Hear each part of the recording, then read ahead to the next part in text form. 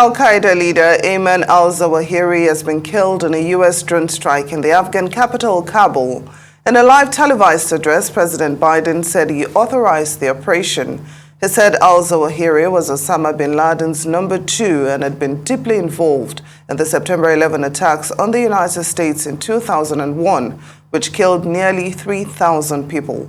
Arise chief correspondent John Cookson reports. The assassination of al-Zawahiri is the United States' most significant strike against Al-Qaeda since the killing of Osama bin Laden in 2011. And it took place here in the wealthy district of downtown Kabul in a safe house owned by a Taliban official. يقول الحق تبارك وتعالى أذن للذين يقاتلون بأنهم ظلموا. Al-Zawahiri was on the FBI's most wanted terrorist list. There was a $25 million reward for information leading to him.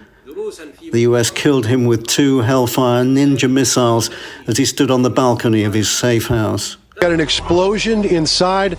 The building's exploding right now. You got people running up the street. Okay. I'll tell you what's going on. Right. Oh my God! Another plane has just hit. It hit another building. Flew right into the middle of it. Explosion. After bin Laden's assassination, al-Zawahiri was regarded as the world's top terrorist. He was responsible for the deaths of thousands of Americans, including the 9/11 attack, in which he was a key planner.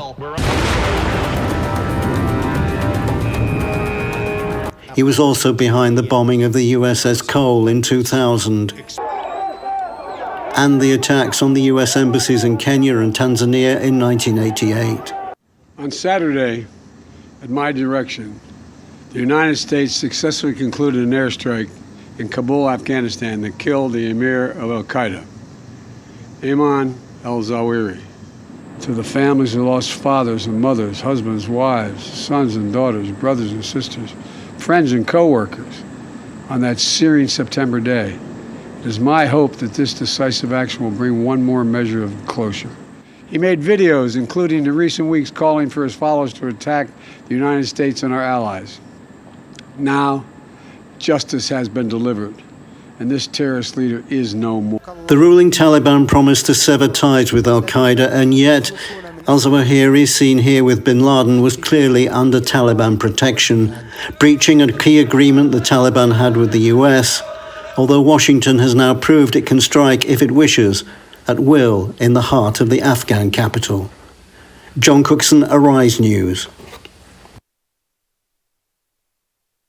And John joins us now from London for more on this. Thank you for joining us, John. Great reporting. The U.S. is hailing this as a key victory against Al-Qaeda, isn't it?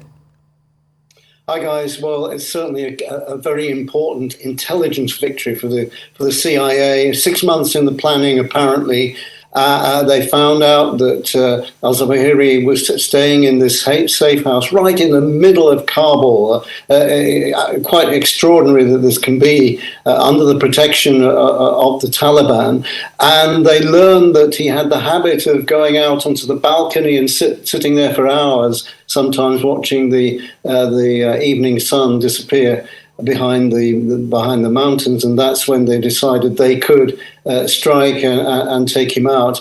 Ninja missiles were used, and they used kinetic energy. What that means is that they use the actual force of the impact to destroy the object. There's no actual explosives in these missiles, but they have 6 very sharp blades on them, and frankly, they cut the victim completely to pieces. This avoids so-called collateral damage, and we understand that his daughter and his grandchildren were in the same house, and they all survived the attack. So a textbook operation by the CIA against this man who played such a key role over the years in attacking American targets. Guys?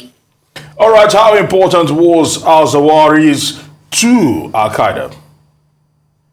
I think historically, very, very important. He was bin Laden's right-hand man. He was the brains behind the attack, operational brains, that is, behind the attack on 9/11, and has been operating as a terrorist against American interests way back into the 1990s. He was originally a doctor in Cairo and specialized in eye surgery, and then became involved in the jihadi movement. He formed his own jihadi movement and eventually joined Al-Qaeda and bin Laden. So, yes, he is a significant figure and the leader of Al-Qaeda, of course, we have to say that. But how important Al-Qaeda is in 2022 is up for debate, especially with Islamic State still very active in the Middle East. So he will be greatly missed, of course, by Al-Qaeda operatives, but he tends to remind them of the past and the previous era of the bin Laden era, and as a movement, I think they'll be turning a page and becoming a new kind of entity from now on. John, so politically, is the assassination of the Al-Qaeda leader good for Joe Biden's prospects, especially in the midterm elections? Yeah, that's a good question. I think the midterms are a bit too far off in November.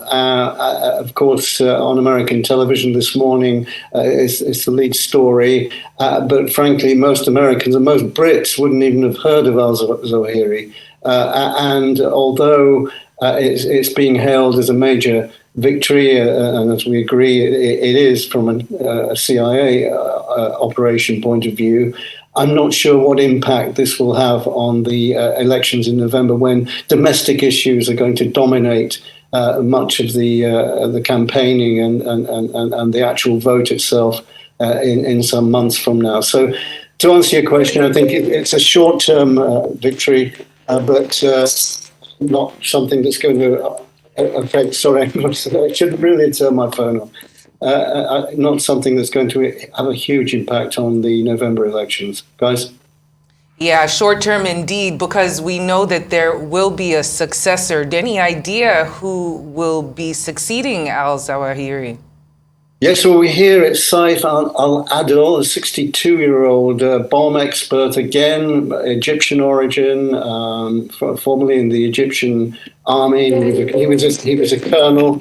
And I have to turn my phone off, and I don't know why it's still ringing, and I do apologize for this. So he's the upcoming leader of Al-Qaeda, we understand, and an explosives operative operating in Somalia and elsewhere in Eastern Africa in the past. All right, I want to say many thanks to you, John Cookson, for your time here on News. That you have a wonderful day.